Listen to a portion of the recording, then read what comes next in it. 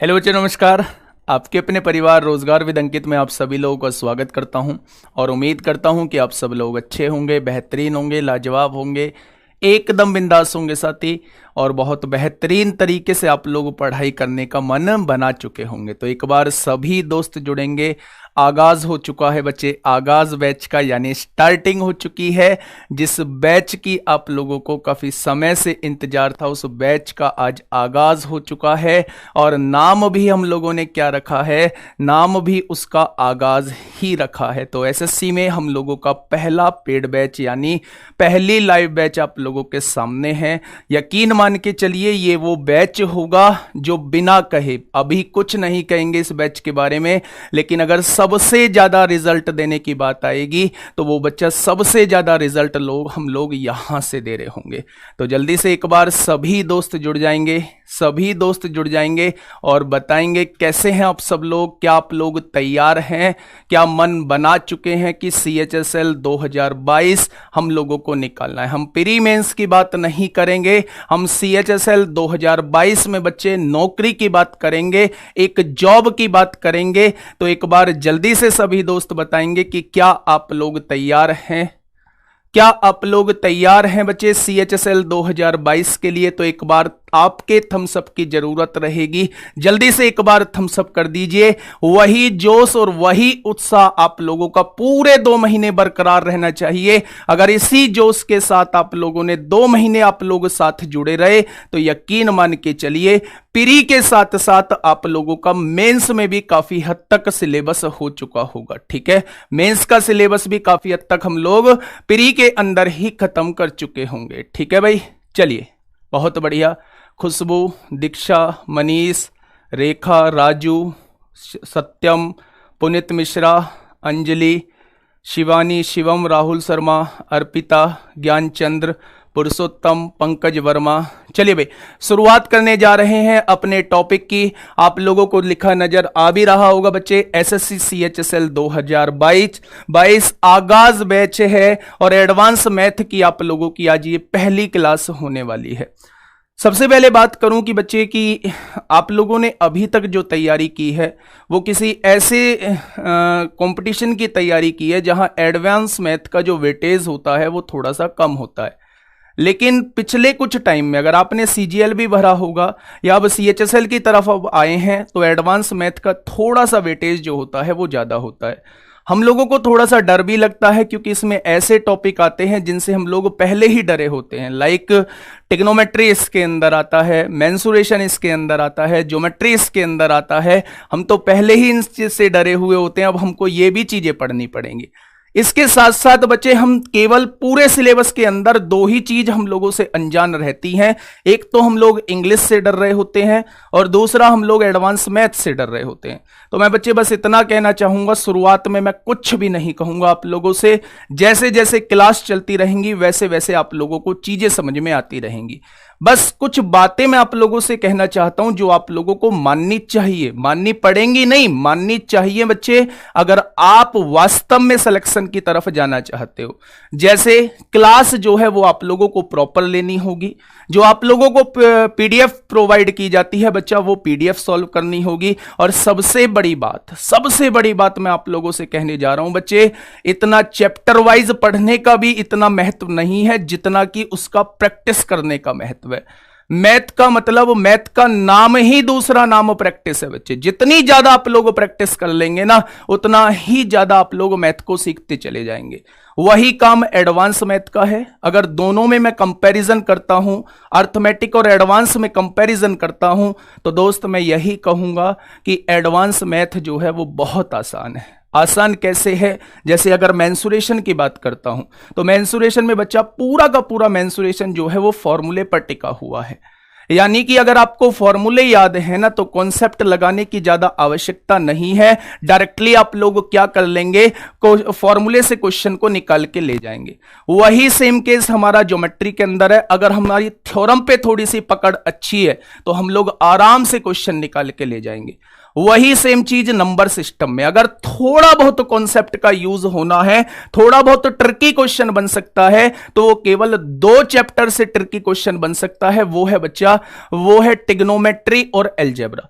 उन दोनों क्वेश्चन की, उन दोनों चैप्टर्स की बच्चे हम लोग दबा के प्रैक्टिस करेंगे। ठीक है, तो अब ज्यादा से ज्यादा टाइम वेस्ट ना करते हुए हम लोग चीजों की तरफ चलते हैं और फिर आराम से धीरे धीरे इन सारी चीजों पे हम लोग बात कर रहे होंगे। तो अगर सबसे पहले बात करूं बच्चे, सबसे पहले बात करूं, ये 3 दिन जो क्लास रहेंगी वो आप लोगों की यूट्यूब पर रहेंगी, डेमो के तौर पर आप लोग देख सकते हैं कि कौन से टीचर जो हैं वो कैसे पढ़ा रहे हैं। बिल्कुल इसी तरीके से हर एक टीचर पढ़ा रहे होंगे, जैसे शुरू के 3 दिन पढ़ाएंगे ठीक वैसे ही अगले 2 महीने तक वो इसी तरीके से पढ़ा रहे होंगे। जरूरत है तो आप लोगों को यह करने की जरूरत है, जैसा आप लोग शुरू के 3 दिन पढ़ेंगे वैसा ही आप लोगों को 2 महीने पढ़ने की जरूरत है। ठीक है, चलिए अगर मैं बात करूं कि आगाज बैच हम लोगों ने नाम रखा हुआ है बच्चे, 699 का ये बैच है। अभी 3 दिन जो चलेगा वो 20% ऑफ रहेगा।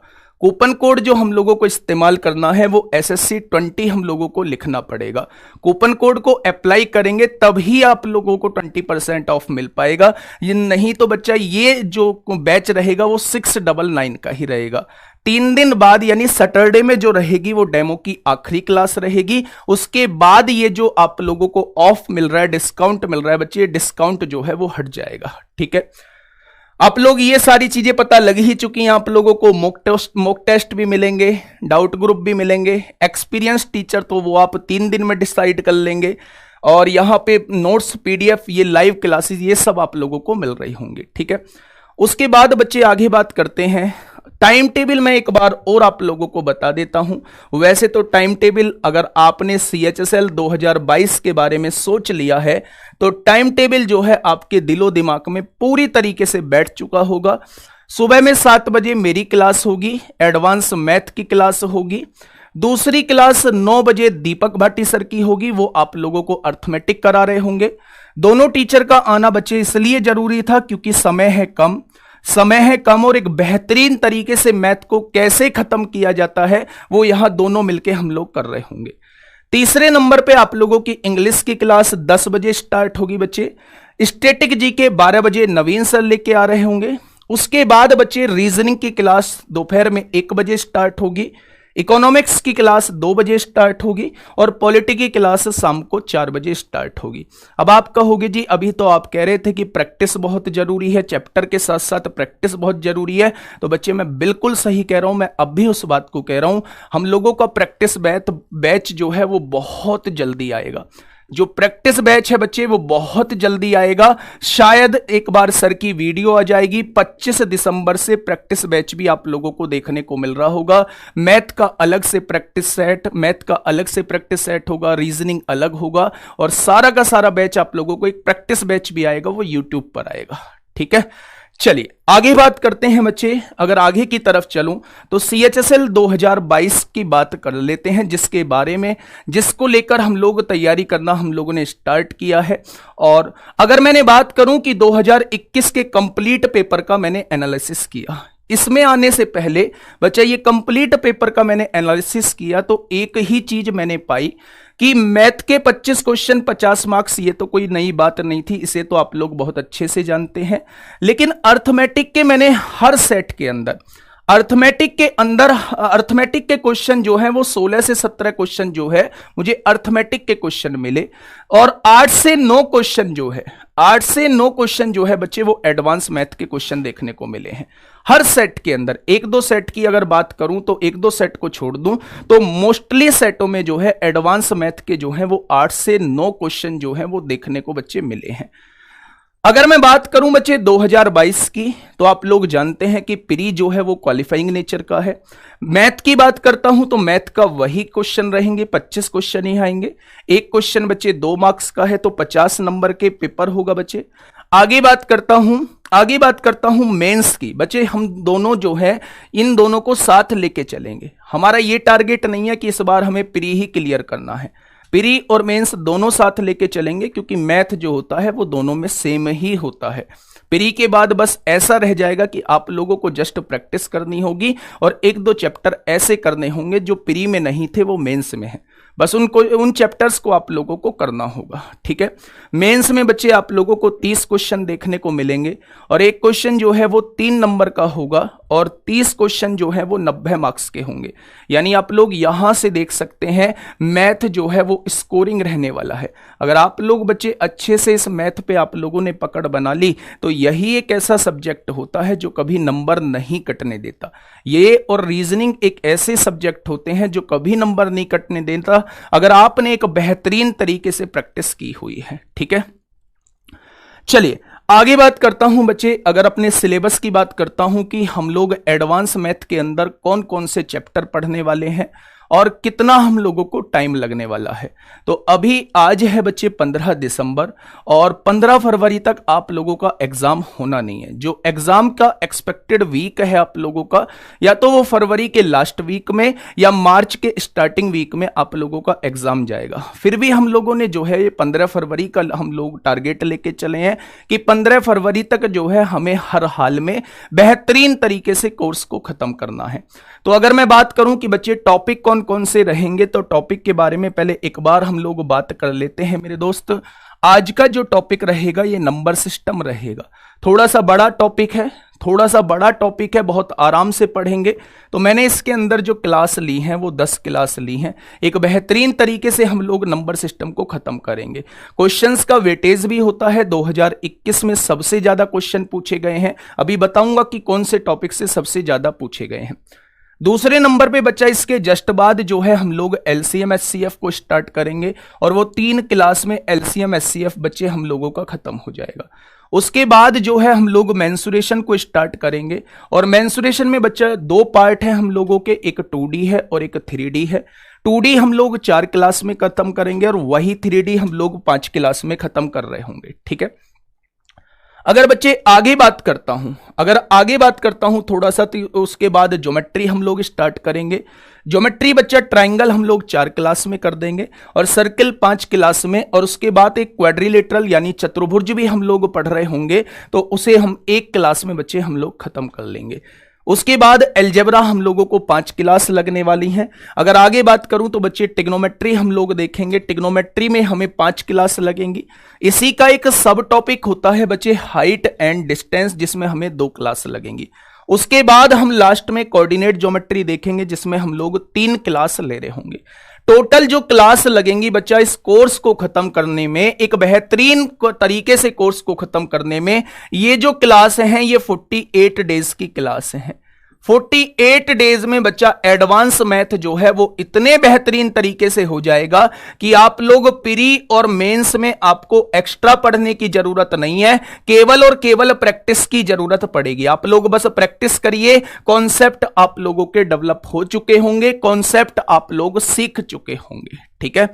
तो जल्दी से एक बार सभी दोस्त थम्स अप कर देंगे। हम लोग आगाज करने जा रहे हैं, हम लोग शुरुआत करने जा रहे हैं मेरे दोस्त। किसकी? नंबर सिस्टम की शुरुआत करने जा रहे हैं। फिर से कह देता हूं 3 दिन डेमो रहेगा, उसके बाद ये क्लासेस जो हैं वो ऐप पर शिफ्ट हो जाएंगी। कोई क्लास आप लोगों को यूट्यूब पर देखने को नहीं मिलेगी, ठीक है।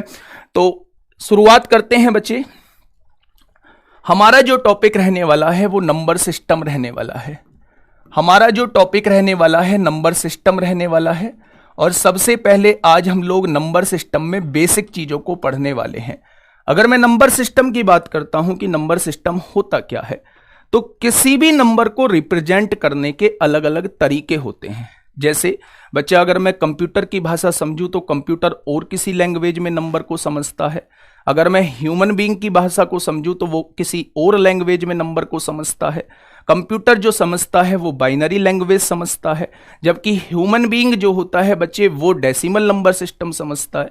तो ऐसे ही किसी भी नंबर को रिप्रेजेंट करने के जो होते हैं वो बहुत सारे तरीके होते हैं, उसी को कहा जाता है बच्चे नंबर सिस्टम। अलग अलग तरीके से रिप्रेजेंट करना ही क्या कहलाता है? नंबर सिस्टम कहलाता है। हम लोग ये नहीं पढ़ेंगे कि बाइनरी से डेसिमल में कैसे कन्वर्ट किया जाता है, डेसिमल से बाइनरी में कैसे कन्वर्ट किया जाता है। ये सारा खेल जो है वो आप लोग कंप्यूटर की क्लास में समझेंगे, और ना यहां से एसएससी सीएचएसएल में कभी क्वेश्चन बना है। हम लोग डायरेक्ट क्लासिफिकेशन की तरफ आएंगे। बच्चे अगर देखो, मैं आप लोगों को छोटी सी चीज बताता हूं, शायद आज मैं आखिरी बार ये बात बोल रहा हूं पूरे बैच में, अब आप लोगों से ऐसा नहीं बोलूंगा। देखो, अगर एक ही चीज होती है, मान ली तो हार और ठान ली तो जीत। बच्चे या तो इस 2 महीने में आप अपने आप को जो है वो पढ़ाई के प्रति समर्पित कर दीजिए, या फिर इन कमेंटबाजी में आप लोग लगे रहिए। मेरी तो यही सलाह है कि वास्तव में अगर आपने मन से सपना बनाया है कि 2022 को हमें पूरा करना है, सीएचएसएल का सपना बनाया है, तो आप लोगों को अपने आप को समर्पित करना होगा। ठीक है, बस मैं इतना कहना चाहूंगा कि ये फालतू के चक्कर में मत पड़ा करो, कमेंटबाजी ज्यादा मत किया करो, और बेहतरीन तरीके से पढ़ाई करो। एक एक चीज आप लोगों की होगी। ठीक है, तो मैंने नंबर सिस्टम के बारे में बता चुका हूं। अब बच्चे इसका क्लासिफिकेशन थोड़ा सा कर लेते हैं हम लोग। नंबर सिस्टम के अंदर हम लोग क्लासिफिकेशन के बारे में पढ़ लेते हैं। क्लासिफिकेशन मतलब वर्गीकरण के बारे में हम लोग पढ़ लेते हैं। किसके बारे में पढ़ लेते हैं बच्चा? वर्गीकरण के बारे में हम लोग पढ़ लेते हैं, यानी इसका वर्गीकरण कैसे होगा। नंबर सिस्टम को ही हिंदी में बोला जाता है मेरे दोस्त संख्या पद्धति। क्या बोला जाता है? तो नंबर सिस्टम को ही हिंदी में क्या बोला जाता है? संख्या पद्धति बोला जाता है। वर्गीकरण हम लोगों को पढ़ना है।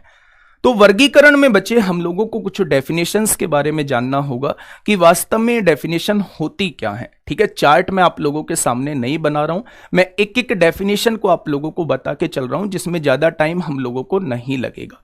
ठीक है, देखो बच्चे, अगर सबसे पहली बात करता हूं वर्गीकरण के अंदर, तो सबसे पहले हम लोगों को पढ़ना है कि ये रियल नंबर क्या होते हैं। सबसे पहले हम लोगों को पढ़ना है कि रियल नंबर क्या होते हैं, जिन्हें कहा जाता है कि वास्तविक संख्या क्या होती है। एक बार मुझे सभी दोस्त बताएंगे कि रियल नंबर क्या होते हैं। रियल नंबर वो नंबर्स होते हैं बच्चे जिनके बारे में हम लोग जानते हैं, जिनके बारे में हम लोग बात करते हैं। यानी जो भी नंबर हमारा नंबर स्केल पर नंबर लाइन पर हम लोग रिप्रेजेंट कर सकते हैं, डिनोट कर सकते हैं, वही क्या कहलाता है? वही वास्तविक संख्या कहलाता है, वही हम लोगों का रियल नंबर कहलाता है। तो हम लोग कह सकते हैं माइनस इन्फिनिटी से लेके प्लस इन्फिनिटी तक जो भी संख्याएं हैं, चाहे वो पॉइंट में हो, चाहे वो पूरी इंटीजर हो, चाहे वो फ्रैक्शन में हो, या कुछ भी हो, यानी कि वो सारे नंबर्स जिनके बारे में हम लोग बात करते हैं या जो नंबर लाइन पर ड्रॉ किए जा सकते हैं, वो क्या कहलाते हैं दोस्त? वो रियल नंबर कहलाते हैं, माइनस इन्फिनिटी से प्लस इन्फिनिटी तक। ठीक है, उसके बाद जो बच्चे हम लोग बात करने वाले हैं वो इमेजिनरी नंबर के बारे में बात करने वाले हैं। इनका हम लोगों से कभी भी नहीं पूछा जाएगा, पर फिर भी आप लोगों को पता होना चाहिए कि इमेजिनरी नंबर क्या होते हैं, यानी कि काल्पनिक संख्याएं क्या होती हैं। काल्पनिक संख्याएं क्या होती हैं बच्चे, इसके बारे में आप लोगों को पता होना चाहिए। अगर मैं आप लोगों से ये कहता हूं कि -√4 की वैल्यू बता दीजिए कितनी होगी, तो आप लोग जानते हैं कि रूट में जो होता है वो माइनस डिफाइंड नहीं होता है। तो जो चीज एग्जिस्ट ही ना करता हो, जो काल्पनिक हो, तो उसी को क्या कहा जाता है? इमेजिनरी नंबर कहा जाता है। इस माइनस में रिप्रेजेंट करते हैं बच्चे हम आयोटा को। तो आयोटा जिस संख्या के साथ लगा होता है, आई जो है जिस संख्या के साथ लगा होता है बच्चे, उसी को क्या कहा जाता है? उसी को इमेजिनरी नंबर कहा जाता है। क्या कहा जाता है? इमेजिनरी नंबर कहा जाता है। ठीक है, अगर मैं यहीं पे बच्चे तीसरी बात करता हूं, तो यहां से अब हम लोगों के क्वेश्चन बनने स्टार्ट होते हैं। यहां से कभी भी वो क्वेश्चन पूछता नहीं है। अगर आप लोगों की किस्मत बहुत अच्छी है तो कभी कभार यहां से प्राइम नंबर से क्वेश्चन वो पूछ लेता है, लेकिन अगर क्वेश्चन नहीं बनता तो फिर पढ़ाने की क्या जरूरत है? तो बच्चा ये बेसिक चीज है, नंबर सिस्टम का आगाज करने से पहले इस चीज के बारे में हम लोगों को जानकारी होनी चाहिए। ठीक है, अगर मैं यहां से कहूं कि तीसरी बात हम लोग किसकी करने वाले हैं, तो तीसरी बात जो है बच्चे हम लोग नेचुरल नंबर की करने वाले हैं। किसकी करने वाले हैं? तो आप लोग कहेंगे तीसरी बात जो है हम लोग नेचुरल नंबर की करने वाले हैं, यानी कि प्राकृतिक संख्याओं की बात करने वाले हैं। प्राकृतिक संख्याओं की बात करने वाले हैं दोस्त। जो हमें प्रकृति से मिली हैं वो सारी संख्याएं प्राकृतिक संख्याएं होती हैं जिनकी खोज नहीं हुई है। तो हम लोग कह सकते हैं ये सारी संख्याएं जो होती हैं 1 2 3 4 5 और कहां तक बच्चे इन्फिनिटी तक जो संख्याएं होती हैं ये सारी प्राकृतिक संख्याएं कहलाती हैं। बच्चे इसमें बहुत कंफ्यूज होते हैं, यहां वो जीरो भी ऐड कर देते हैं। भाई जीरो ऐड नहीं होता है। जब जीरो की खोज हो गई थी तो ये नेचुरल नंबर नहीं था, फिर वो होल नंबर बन गया था। तो एक से लेके अनंत तक की जो संख्याएं होती हैं वो नेचुरल नंबर कही जाती हैं और इन नेचुरल नंबर को ही दूसरा क्या कहा जाता है, इन्हीं को काउंटिंग नंबर भी बोला जाता है। इन्हीं को क्या बोला जाता है दोस्त, इन्हीं को काउंटिंग नंबर भी बोला जाता है। यानी जो हमें काउंट करने में जो संख्या आती हैं वो यही संख्या तो आती हैं।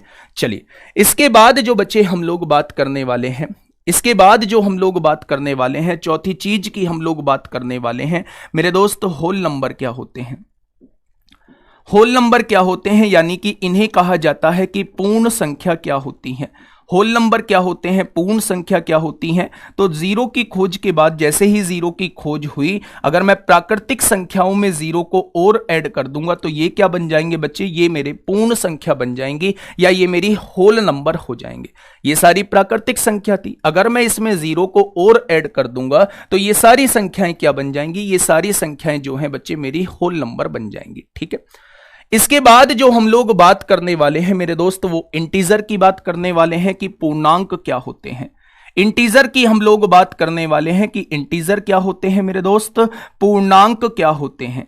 तो सबसे पहले मैं आप लोगों को बता दूं पूर्णांक होते क्या हैं। पूर्णांक पूर्ण संख्या होती है, कहां से कहां तक, माइनस इन्फिनिटी से लेके प्लस इन्फिनिटी तक की जो पूर्ण संख्याएं होती हैं या जिसमें पॉइंट नहीं लगा होता है वो सारी संख्याएं क्या कहलाती हैं, वो इंटीजर कहलाती हैं। मैंने क्या कहा कि माइनस इन्फिनिटी से प्लस इन्फिनिटी तक जो पूर्ण संख्याएं होती हैं वो क्या कहलाती हैं, वो इंटीजर कहलाती हैं। अब आप कहोगे जी ये तो रियल नंबर की भी डेफिनेशन होती थी, रियल नंबर भी माइनस इन्फिनिटी से प्लस इन्फिनिटी होते थे, तो रियल नंबर और हमारा इंटीजर में क्या डिफरेंस है। तो रियल नंबर में बच्चा माइनस इन्फिनिटी से प्लस इन्फिनिटी तक सारे नंबर आ जाते थे, चाहे वो पॉइंट में हो चाहे वो पूर्ण संख्या हो, सारे नंबर आ जाते थे। और बच्चा इसमें क्या आते हैं, इंटीजर में, इंटीजर में केवल हम लोगों की पूर्ण संख्या आती है जो माइनस इन्फिनिटी से प्लस इन्फिनिटी तक होती है। ठीक है, अगर मैं बात करूं कि अगर इंटीजर का ही क्लासिफिकेशन करूं तो इंटीजर को भी हम लोगों ने दो पार्ट में डिवाइड किया है। एक तो होता है बच्चा पॉजिटिव इंटीजर, इंटीजर को भी हम लोगों ने दो पार्ट में डिवाइड किया है। एक तो होता है पॉजिटिव इंटीजर और एक होता है मेरे दोस्त नेगेटिव इंटीजर। अगर पॉजिटिव इंटीजर की बात करता हूं तो इसे ही कहा जाता है धनात्मक पूर्णांक, इसे ही कहा जाता है मेरे दोस्त धनात्मक पूर्णांक, और इसे क्या कहा जाता है बच्चे, इसे कहा जाता है ऋणात्मक पूर्णांक। इसे क्या कहा जाता है, इसे आप लोग कहेंगे ऋणात्मक पूर्णांक इसे बोला जाता है। ठीक है, अब इन दोनों का मतलब क्या है, देखो सबसे पहले बात समझो कि माइनस इन्फिनिटी से लेके प्लस इन्फिनिटी तक तो इंटीजर हो गए। जब इसको दो पार्ट में डिवाइड किया है तो इसी के अंदर ये वैल्यूज आती होंगी। पॉजिटिव इंटीजर वो होता है जो पॉजिटिव होता है, यानी कि प्लस वन से लेके और अनंत तक की जो संख्याएं होती हैं ये पॉजिटिव इंटीजर कहलाती हैं। क्या कहलाती हैं, पॉजिटिव इंटीजर कहलाती हैं। मेरे दोस्त एक बात थोड़ा सा ध्यान से समझना, क्या इस बात को हम लोगों ने प्राकृतिक संख्या नहीं कहा था? क्या प्राकृतिक संख्या की यही डेफिनेशन नहीं होती थी कि एक से लेके अनंत तक की जो संख्याएं होंगी वो नेचुरल नंबर कहलाएंगी? इसका मतलब बात तो एक ही है, यानी कि सारे के सारे नेचुरल नंबर जो होते हैं वो पॉजिटिव इंटीजर भी होते हैं और सारे के सारे पॉजिटिव इंटीजर जो होते हैं वो नेचुरल नंबर भी होते हैं। इन दोनों बातों का मतलब सेम ही है। दूसरी बात, अगर मैं नेगेटिव इंटीजर की बात करता हूं मेरे दोस्त, तो नेगेटिव इंटीजर क्या होते हैं, माइनस इन्फिनिटी से लेके जो भी वैल्यू माइनस में होती है, -4 हो गया, -3 हो गया, -2 हो गया और -1 तक की जो वैल्यू होती है ये सारी क्या कहलाती हैं, ये ऋणात्मक पूर्णांक कहलाती हैं, यानी कि ये नेगेटिव इंटीजर कहलाती हैं। क्या कहलाती हैं बच्चे, ये कहलाती हैं हम लोगों की नेगेटिव इंटीजर। अब समझना मेरी बात को, थोड़ा सा गौर से समझना। हम लोगों ने इंटीजर में पढ़ा कि माइनस इंफिनिटी से प्लस इंफिनिटी तक जो भी संख्याएं होंगी वो हमारी इंटीजर कहलाएंगी। इंटीजर के ही दो क्लासिफिकेशन कर दिया, इंटीजर को दो पार्ट में डिवाइड कर दिया, एक तो पॉजिटिव इंटीजर और एक बच्चा नेगेटिव इंटीजर। पॉजिटिव इंटीजर में सारी पॉजिटिव वैल्यू ले दी, इसलिए हम लोगों ने नेचुरल नंबर भी कह दिया, और नेगेटिव के अंदर सारी नेगेटिव वैल्यूज को ले दिया, इसलिए हमने बच्चा इसे नेगेटिव इंटीजर कहा।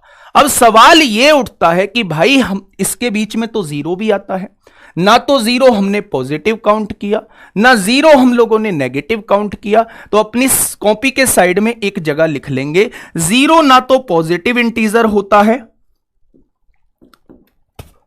जीरो ना तो पॉजिटिव इंटीजर होता है, ना नेगेटिव इंटीजर होता है, जीरो तो केवल एक इंटीजर होता है। तो कभी भी पूछा जाए जीरो क्या है, तो जीरो बच्चे ना तो पॉजिटिव होता है, जीरो ना नेगेटिव होता है, जीरो को केवल एक इंटीजर माना है, यानी कि पूर्णांक माना है। ना तो उसे पॉजिटिव की श्रेणी में हम लोग रखते हैं, ना उसे नेगेटिव की श्रेणी में हम लोग रखते हैं, जीरो तो केवल एक पूर्णांक होता है। बहुत छोटे से एग्जाम में पूछा गया था, एग्जैक्टली एग्जाम का नाम तो याद नहीं है, बहुत छोटे से एग्जाम में पूछा गया था कि जीरो क्या है। ऑप्शन दिए थे कि पॉजिटिव इंटीजर, नेगेटिव इंटीजर या खाली इंटीजर या इनमें से कोई नहीं। तो आप लोगों का जवाब होगा जीरो जो है वो खाली इंटीजर होता है, केवल पूर्णांक होता है। ये चीजें समझ में आप लोगों को बहुत अच्छे से आ गई होंगी। इसके बाद बच्चे जो हम लोग बात करने वाले हैं, वो मेरे साथी हम लोग इवन नंबर के बारे में बात करने वाले हैं कि ये इवन नंबर क्या होते हैं, यानी कि सम संख्याएं क्या होती हैं। हम लोग बात करने वाले हैं बच्चे ये सम संख्याएं क्या होती हैं। तो सम संख्याएं वो संख्याएं होती हैं बच्चे जो दो से डिवाइड हो जाती हैं। सम संख्याएं क्या होती हैं जो दो से डिवाइड हो जाती हैं, यानी कि डिवाइडेड बाई 2।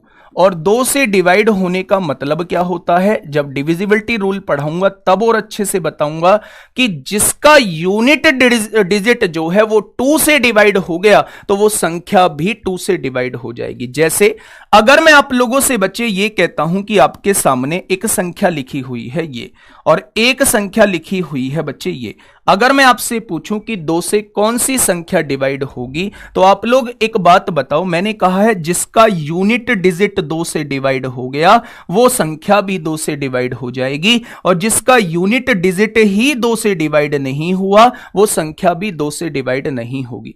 तो आपने कहा जी 8 तो 2 से डिवाइड हो जाता है, तो ये 2 से डिवाइड हो जाएगी संख्या। अगर मैं पूछूं क्या 7 2 से डिवाइड हो जाता है, तो आप कहोगे ये 2 से डिवाइड नहीं होगा, क्योंकि इसका इकाई का अंक ही 2 से डिवाइड नहीं होता है। अभी आप लोगों को लगेगा कि बहुत बेसिक से चल रहे हैं, बहुत शुरुआत से चल रहे हैं, ये सारी चीजें हम लोगों को पता है, लेकिन दोस्त आप लोग जानते हैं बूंद बूंद से ही घड़ा बढ़ता है। ठीक है, बहुत बेसिक से हर एक चीज की जानकारी देते हुए, ये टॉपिक भी ऐसा है, क्लासिफिकेशन सबसे आसान टॉपिक होता है नंबर सिस्टम का, तो इसके बारे में जानकारी होना जरूरी है। आसान चीज है तो आसान लग रही है, बहुत अच्छी बात है, पर थोड़ा सा पेशेंस रखिए, मुश्किल चीज भी आएगी वो भी आसान लगेगी। ठीक है, तो बच्चे मैंने कहा कि जो संख्या 2 से डिवाइड हो जाती है वो क्या कहलाती है, वो हम लोगों की इवन नंबर कहलाती है। यानी अगर मैं आप लोगों से ये कहूं कि इन दोनों में इवन नंबर क्या कौन सा है, तो आप कहेंगे ये वाली संख्या जो है ये मेरी इवन नंबर हो जाती है। और जो संख्या बच्चे 2 से डिवाइड नहीं होती उसे ही ओड नंबर कहा जाता है। उसे ही क्या कहा जाता है, उसे ही ओड नंबर कहा जाता है, यानी कि उसे ही मेरे दोस्त विषम संख्या कहा जाता है। अब देखो आपके सामने दोनों डेफिनेशन क्लियर हो चुकी हैं। उसने कहा कि अगर कोई संख्या 2 से विभाजित हो जाती है, 2 से डिवाइड हो जाती है, तो वो सम संख्या यानी इवन नंबर कहलाएगी। और अगर कोई संख्या 2 से डिवाइड नहीं होती है, 2 से विभाजित नहीं होती है, तो वो क्या कहलाएगी, वो ओड नंबर कहलाएगी। यहीं पे एक सबसे छोटा क्वेश्चन क्या बनता है कि अगर मैं आपसे पूछूं कि सबसे छोटी सम संख्या क्या होगी, सबसे छोटी सम संख्या क्या होगी, स्मॉलेस्ट इवन नंबर की बात अगर मैं करता हूं, स्मॉलेस्ट इवन नंबर की अगर मैं बात करता हूं, तो 2 ही मेरी सबसे छोटी सम संख्या हो जाएगी। अगर मैं बात करता हूं बच्चे सबसे छोटी विषम संख्या की बात करता हूं, सबसे छोटी विषम संख्या की बात करता हूं मेरे दोस्त, स्मॉलेस्ट ओड नंबर की बात करता हूं, तो आप कहेंगे सबसे छोटी विषम संख्या जो होती है वो 1 होती है। तो इन दोनों बातों को लिख लेंगे बच्चा। नंबर सिस्टम का मतलब ही नंबर पे कमांड करना होता है। जितनी ज्यादा आप नंबर पे कमांड कर लोगे बच्चा, उतना ही आपका ये अच्छा होता चला जाएगा। ठीक है, तो ये बहुत छोटी चीजें हम लोगों ने पढ़ी कि भैया इवन नंबर वो होते हैं जो 2 से डिवाइड हो जाते हैं, ओड नंबर वो होते हैं जो 2 से डिवाइड नहीं होते। सबसे छोटी सम संख्या जो होती है वो 2 होती है, सबसे छोटी विषम संख्या जो होती है वो 1 होती है। 0 बच्चा, 0 भी इवन नंबर ही होता है, 0 भी इवन नंबर ही होता है बच्चे। चलिए, वैसे भी आप लोग यहां से ये प्रूव कर सकते हैं, 2 2 के डिफरेंस पे बच्चा सम संख्या होती है, 2 4 6 8 10 12 14। तो 2 से 2 कम कर दो, 0 भी आप लोगों की सम संख्या होगी, -2 भी सम संख्या होगी, -4 भी सम संख्या होगी। तो ये सारी सम संख्या होती हैं। लेकिन दिमाग में दोस्त एक कीड़े ने जन्म लिया होगा कि अभी आप ये कह रहे हो कि 0 जो होती है वो सम संख्या होती है, तो फिर 2 से छोटी तो 0 होनी चाहिए, 2 से छोटी तो 0 होनी चाहिए, फिर आपने सबसे छोटी सम संख्या 0 क्यों नहीं लिखी? क्या दिमाग में इस क्वेश्चन ने जन्म लिया या नहीं? अगर लिया है तो बहुत अच्छी बात है, और अगर नहीं लिया है तो उससे भी अच्छी बात है। सुनिएगा ध्यान से मेरी बात को। सबसे छोटी सम संख्या मैंने आप लोगों को 2 बताई है, 0 क्यों नहीं बताई है? तो बच्चे ये जो लाइन मैंने लिखी है ना, एक्चुअल में इसके अंदर एक वर्ड छुपा हुआ है। वो कौन सा वर्ड छुपा हुआ है? सबसे छोटी धनात्मक सम संख्या कौन सी है, यानी कि पॉजिटिव इवन नंबर कौन सा है, ये वर्ड छुपा हुआ है। वो कभी भी आपको पॉजिटिव लिख के नहीं देता। सबसे छोटी धनात्मक सम संख्या कौन सी है, पॉजिटिव सम संख्या कौन सी है? और अभी हम लोग पढ़ के आए हैं भाई, 0 जो है ना तो वो पॉजिटिव है ना वो नेगेटिव है। पॉजिटिव सम संख्या कहां से शुरू होंगी? तो पॉजिटिव सम संख्या जो है वो 2 से शुरुआत होगी। ऐसे तो बच्चा अगर हम ये धनात्मक वर्ड ना लगाएं ना, तो 0 से छोटा तो -2 भी है, -2 से छोटा तो -4 भी है, -4 से छोटा तो -6 भी है। ऐसे तो आप लोग बता ही नहीं पाएंगे कि सबसे छोटी सम संख्या कौन सी होती है। तो मेरा कहने का मतलब यह है कि ये जो वर्ड छिपा हुआ था, ये अंडरस्टूड आप लोगों को होना चाहिए कि वो आपसे पॉजिटिव की बात करना चाह रहा है। तो सबसे छोटी पॉजिटिव सम संख्या कौन सी है मेरे दोस्त? वो 2 होती है। सबसे छोटी बच्चा विषम संख्या यानी ओड नंबर कौन सी होती है? तो आप कहेंगे वो 1 होती है। कोई दिक्कत वाली बात ही नहीं है। आगे बढ़ जाते हैं बच्चे। इसी में हम लोग सम संख्या विषम संख्या के बारे में बात कर चुके हैं। अब हम लोग बात करते हैं बच्चे, 2 चीजें हम लोगों को पढ़नी है। वो 2 चीजें कौन सी हैं? बहुत इंपॉर्टेंट चीजों पे डिस्कस करने वाला हूं मेरे दोस्त। सबसे पहले हम लोग पढ़ेंगे भाज्य संख्याएं। सबसे पहले हम लोग क्या पढ़ेंगे बच्चे? भाज्य संख्याओं के बारे में पढ़ेंगे। इन्हीं को यौगिक संख्याएं भी बोला जाता है। इन्हीं को बच्चा यौगिक संख्याएं भी बोला जाता है। इन्हीं को संयुक्त संख्याएं भी बोला जाता है। और पेपर में जो क्वेश्चन पूछा गया है अभी लास्ट टाइम के CHSL में भी बता दूं बच्चे, वो संयुक्त संख्याओं को लेकर क्वेश्चन पूछा गया है। इंग्लिश में बात करूं तो मेरे दोस्त, इन्हें ही कंपोजिट नंबर कहा जाता है। क्या कहा जाता है? इन्हें ही मेरे दोस्त कंपोजिट नंबर बोला जाता है। बात को थोड़ा सा गौर से सुनिएगा। और क्वेश्चन कहां से आप लोगों से पूछा गया है? क्वेश्चन जो पूछा गया है वो संयुक्त संख्या को लेकर पूछा गया है कि बताओ 50 से लेकर 97 तक संयुक्त संख्याएं कितनी होंगी। तो जब तक हमें यह नहीं पता होगा कि संयुक्त संख्याएं बोलते किसको है या यौगिक संख्याएं बोलते किसको हैं, तब तक हम लोग नहीं बता पाएंगे। मैं फिर से कह रहा हूं मेरे दोस्त कि ये तीनों जो नाम है वो सेम है, और इसको इंग्लिश में कहा जाता है कंपोजिट नंबर बोला जाता है। तो याद रखिएगा, जिस भी संख्या के 2 से ज्यादा गुणनखंड होते हैं। अब मतलब आता है कि ये भाई साहब ये बला कहां से आ गई? गुणनखंड क्या होता है, गुणनखंड क्या होता है, और दूसरा है बच्चे गुणज क्या होता है। इसको कहा जाता है फैक्टर क्या होता है, और इसको कहा जाता है मेरे दोस्त मल्टीपल क्या होता है। तो इन दोनों चीजों के बारे में और बात कर लेते हैं। अगर मैं आप लोगों से एक बात कहता हूं, अगर मैंने आप लोगों के सामने ये 12 लिखा, मैंने पूछे कि 12 के फैक्टर क्या हैं, 12 के फैक्टर क्या है, 12 के गुणनखंड क्या है, तो आप लोग कहोगे वो सारी संख्याएं जो 12 को विभाजित कर दे। इसका मतलब 12 के फैक्टर क्या हो जाएंगे बच्चा, 12 के फैक्टर जो हो जाएंगे बच्चे, 12 के फैक्टर जो हो जाएंगे वो ये हो जाएंगे। यानी इन सारी संख्याओं से ये 12 जो है वो विभाजित होता है। तो बच्चे अगर गुणनखंड पूछा जाता है, फैक्टर पूछा जाता है, तो फैक्टर का मतलब ये होता है कि वो सारी संख्याएं जो दी हुई संख्या को डिवाइड कर देती हैं वो क्या कहलाती हैं, वो फैक्टर कहलाती हैं या वो गुणनखंड कहलाती हैं। दूसरी बात है बच्चे, गुणज क्या होते हैं या मल्टीपल क्या होते हैं, वो सारी संख्याएं जो दी हुई संख्याओं से डिवाइड हो जाती हैं वो सारी गुणज कहलाती हैं। तो बच्चा ये गुणज का मतलब दी हुई संख्या क्या है, 12। 12 से कटने वाली संख्या कौन सी हो जाएगी, पहली संख्या तो 12 ही रहेगी, उसके बाद 24 हो जाएगी, इसके बाद 36 हो जाएगी, और आखिरी संख्या तो हम बता ही नहीं पाएंगे कि कौन सी संख्या 12 से डिवाइड होगी। तो बच्चे याद रखना, किसी भी दी हुई संख्या के जो गुणज होते हैं वो अनंत होते हैं, और किसी भी दी हुई संख्या के जो फैक्टर होते हैं वो लिमिटेड होते हैं। वो फैक्टर का आपसे पूछ सकता है लेकिन कभी भी गुणज का आपसे नहीं पूछेगा। तो ये दो बातें मैंने क्यों क्लियर की, क्योंकि यहां पे जो है ये गुणनखंड वर्ड आया है, इस बात को क्लियर करने के लिए मैंने दोनों पॉइंट बताए हैं। मतलब क्या है, जैसे ही हम इन तीनों बातों का मतलब समझने की कोशिश करते हैं, मैंने कहा कि अगर किसी भी संख्या के 2 से ज्यादा गुणनखंड हैं, यानी 2 से ज्यादा ऐसी संख्याएं हैं जो उसको विभाजित कर देती हैं, तो वो बच्चा कंपोजिट नंबर कहलाती है, वो बच्चे भाज्य संख्या कहलाती है, वो यौगिक संख्या कहलाती है, वो संयुक्त संख्या कहलाती है।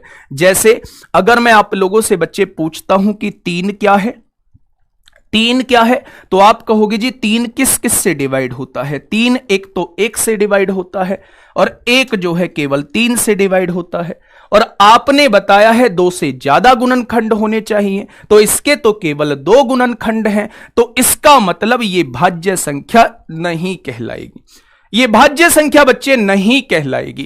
तो आप लोगों को बता दूं कि जब भी भाज्य संख्या का जिक्र आप लोगों से हो तो आप बस इतनी सी बात बता देना कि अगर किसी संख्या के 2 से ज्यादा गुणनखंड हैं, 2 से ज्यादा ऐसी संख्याएं हैं जिनसे वो विभाजित होती है, तो वो मेरा कंपोजिट नंबर कहलाएगा, वो मेरा भाज्य संख्या कहलाएगा। सबसे छोटी भाज्य संख्या अगर आपसे पूछी जाती है, सबसे छोटी भाज्य संख्या क्या होती है, सबसे छोटी कंपोजिट नंबर क्या होता है, तो आप बताना कि सबसे छोटी भाज्य संख्या 4 होती है। एक बार देखिए क्या ये बात समझ में आ गई। सबसे छोटी भाज्य संख्या या सबसे छोटा कंपोजिट नंबर क्या होता है, सबसे छोटा कंपोजिट नंबर क्या होता है, तो आप लोग बताएंगे वो बच्चा 4 होता है। इस बात में तो कोई दिक्कत नहीं है, कुछ पूछना तो नहीं है। 1 2 3 क्यों नहीं होते हैं ये पूछना तो नहीं है बच्चे, क्योंकि इनके फैक्टर जो होते हैं वो 2 से ज्यादा नहीं होते हैं, 2 से ज्यादा नहीं होते हैं। 1 के 2 के 3 के केवल 2 ही फैक्टर होते हैं। मेरी बात आप लोगों के समझ में आ गई। तो बच्चा सबसे पहले 4 ऐसी संख्या होती है जिसके 2 से ज्यादा फैक्टर होते हैं। 1 से भी कटेगा, 2 से भी कटेगा और 4 से भी कटेगा।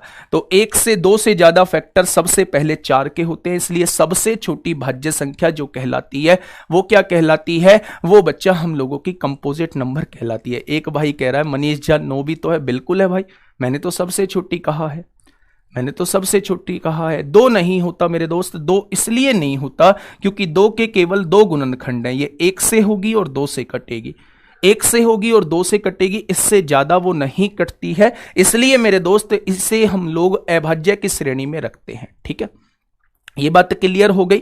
तो बच्चा उसने कहा था 57 से लेके 50 से लेके 97 तक कितनी संयुक्त संख्याएं होंगी, तो अभाज्य को हटा देना, वो सारी संयुक्त संख्याएं होंगी। तो बस उनकी काउंटिंग करके हमें बताना था। ये CHSL 2021 का क्वेश्चन है। सबसे बड़ी क्या होगी, तो बच्चा सबसे बड़ी इनफाइनाइट होगी, सबसे बड़ी इनफाइनाइट होगी। खुद थोड़ा सा सोचो मेरे बच्चे कि क्या वो सबसे बड़ी इस क्वेश्चन के अंदर पूछेगा, तो आप कहेंगे कभी नहीं पूछेगा। अब हेडिंग डालिए बच्चे, उसके बाद हम लोग बात करते हैं अभाज्य संख्याओं की। अभाज्य संख्याओं पे हमें थोड़ा सा काम करना होगा। अभाज्य संख्याओं पे बच्चा हमें थोड़ा सा काम करना होगा। इसे ही कहा जाता है मेरे दोस्त प्राइम नंबर, इसे ही बोला जाता है प्राइम नंबर, इसे ही बोला जाता है बच्चे, अभाज्य संख्याओं को बोला जाता है। और अगर डेफिनेशन से सबसे ज्यादा क्वेश्चन बनने के चांसेस होते हैं तो वो अभाज्य संख्याओं से सबसे ज्यादा क्वेश्चन बनने के चांसेस होते हैं, इसलिए बच्चा इसको इंपोर्टेंट मार्क कर लीजिए, ठीक है। अब समझिए मेरी बात को थोड़ा सा मेरी बात को थोड़ा सा ध्यान से समझिए कि अभाज्य संख्याएं होती क्या हैं।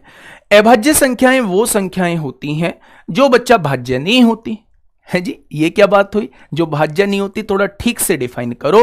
तो अभाज्य संख्याएं वो संख्या होती हैं जिनके एग्जैक्टली बच्चे दो गुणनखंड होते हैं। एग्जैक्टली कितने गुणनखंड होते हैं, जिनके दो गुणनखंड होते हैं, यानी वो दो से विभाजित हो रही होती हैं, दो संख्याओं से विभाजित हो रही होती हैं। एक तो एक से विभाजित हो रही होती हैं और एक अपने आप से विभाजित हो रही होती हैं। इनसे अलग वो किसी से विभाजित नहीं होती। ऐसी संख्याओं को दोस्त क्या कहा जाता है, ऐसी संख्याओं को अभाज्य संख्या कहा जाता है। तो यहां आप लोग लिख लेंगे जिनके केवल दो गुणनखंड होते हैं, केवल दो गुणनखंड होते हैं बच्चे, ऐसी संख्याएं क्या होती हैं बच्चे, ऐसी संख्या अभाज्य संख्या कहलाती हैं। केवल दो गुणनखंड होते हैं, ऐसी संख्याएं अभाज्य संख्या कहलाती हैं, ठीक है। दो से ज्यादा होंगे वो भाज्य संख्या कहलाएंगी, दो होंगे वो अभाज्य संख्या कहलाएंगी। बात तो क्लियर है। अब देखिए मेरी बात को थोड़ा सा ध्यान से समझिए। अगर आपसे पूछा जाता है सबसे छोटी, बच्चा यहां पे थोड़ा सा आप लोगों को कुछ फैक्ट याद रखने हैं।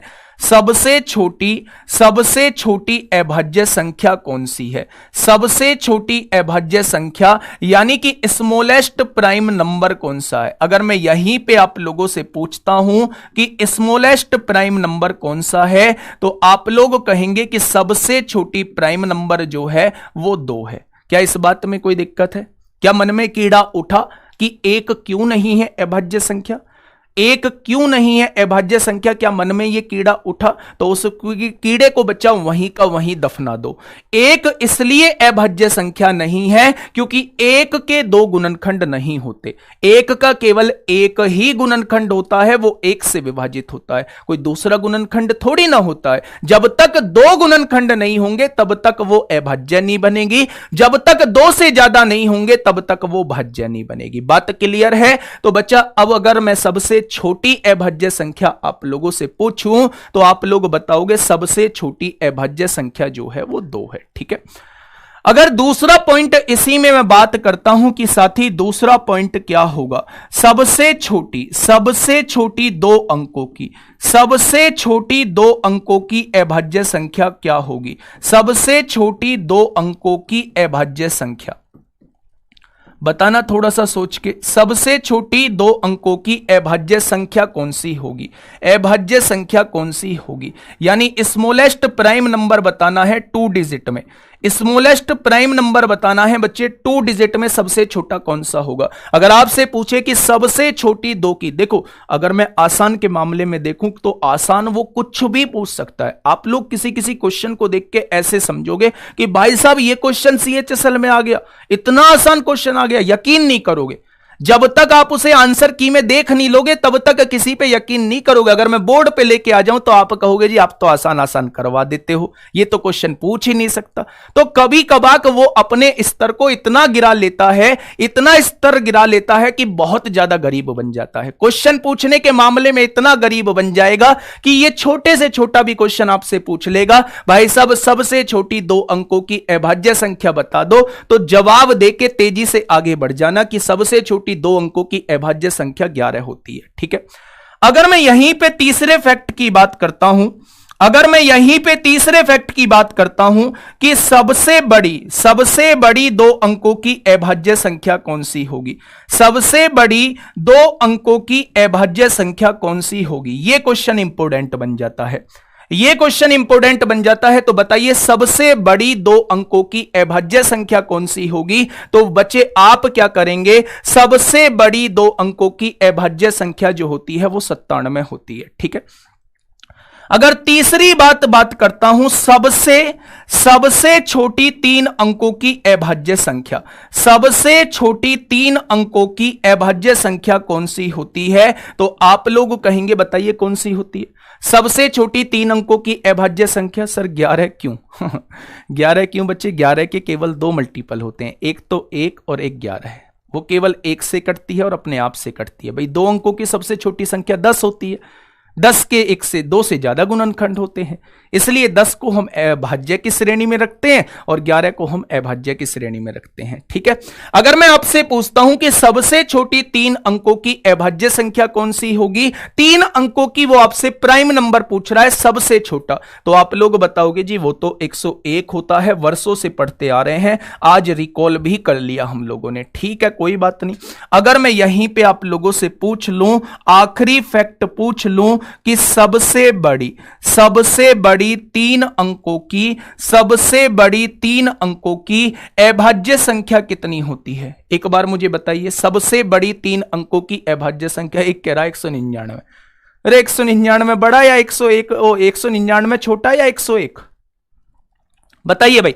अगर मैं आपसे पूछूं कि सबसे बड़ी 3 अंकों की अभाज्य संख्या, सबसे बड़ी इनफाइनाइट 3 अंकों की संख्या होती है। वाह मेरे दोस्त वाह, इतना भी बेसिक से नहीं चलना है, इतना भी बेसिक से नहीं चलना है कि इनफाइनाइट में आप लोग 3 डिजिट बता दो। इनफाइनाइट के अंदर डिजिट काउंट कर सकते हो, थोड़ा सा इस दिमाग पे जोर डालना है, थोड़ी सी कसरत करानी है इस दिमाग से सुबह सुबह।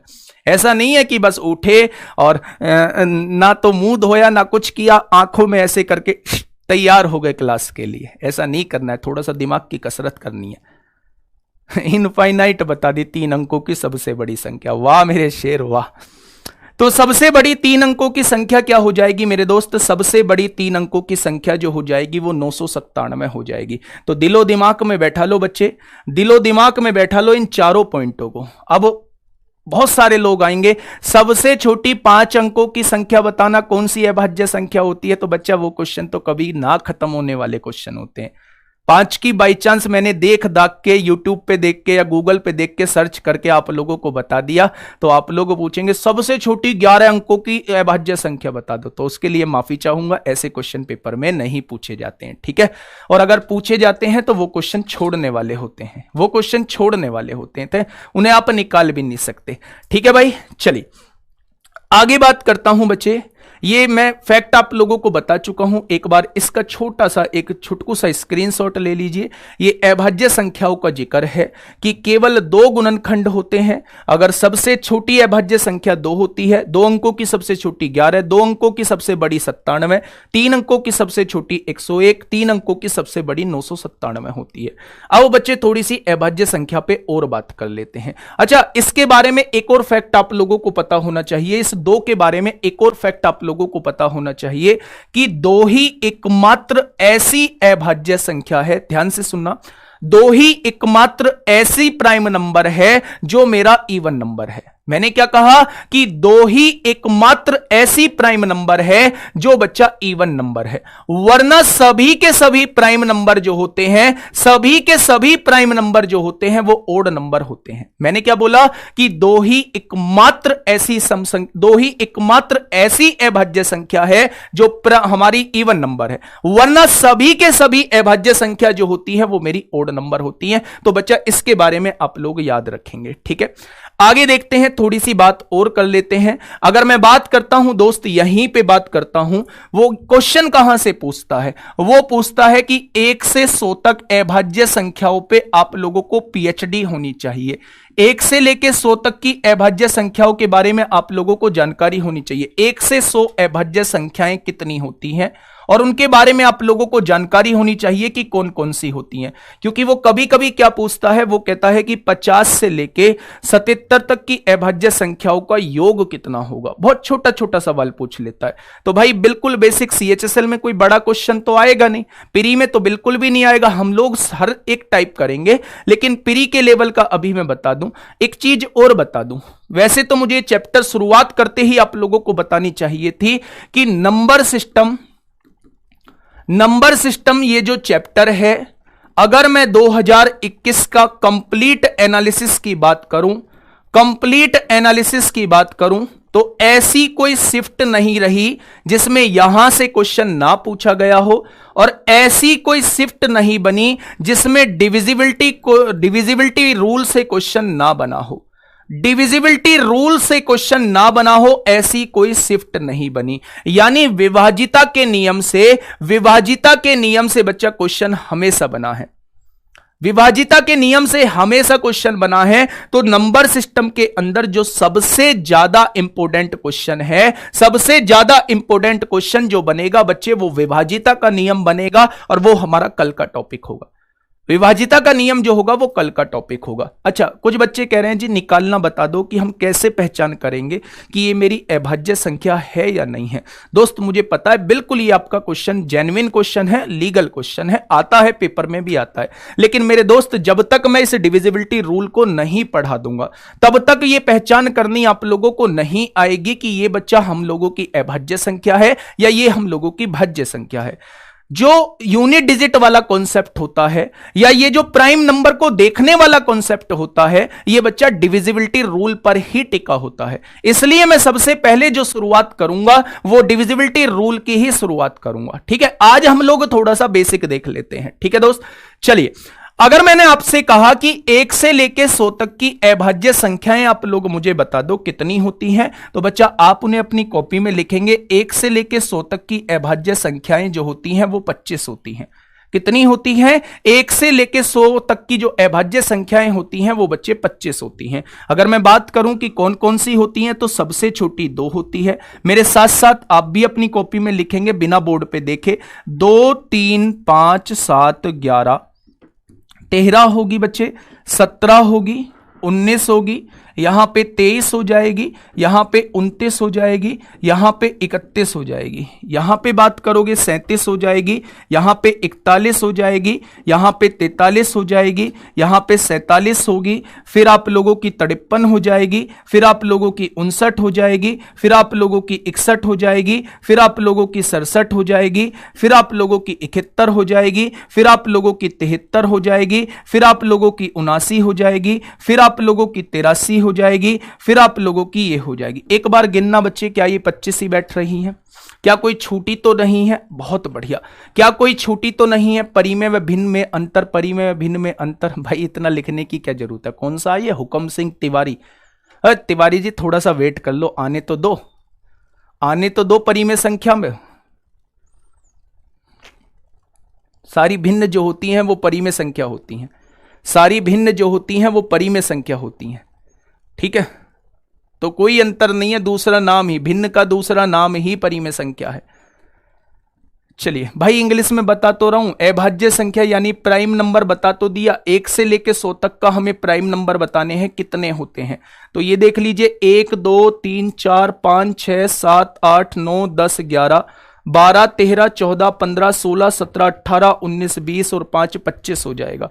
तो इनके बारे में आप लोगों को बहुत अच्छे से जानकारी होनी चाहिए बच्चा। ये पूछी जाती हैं, पूछी जाती हैं। वो यहां से पूछ रहा होता है कि बताओ भैया 11 से लेके 10 से लेके 50 तक की अभाज्य संख्याओं का योग क्या होगा, औसत क्या होगा। तो इनकी ये टिप्सों पे आप लोगों के होनी चाहिए बच्चे कि हाँ ये मेरी अभाज्य संख्या या ये मेरे प्राइम नंबर होते हैं। ठीक है, कोई दिक्कत नहीं है।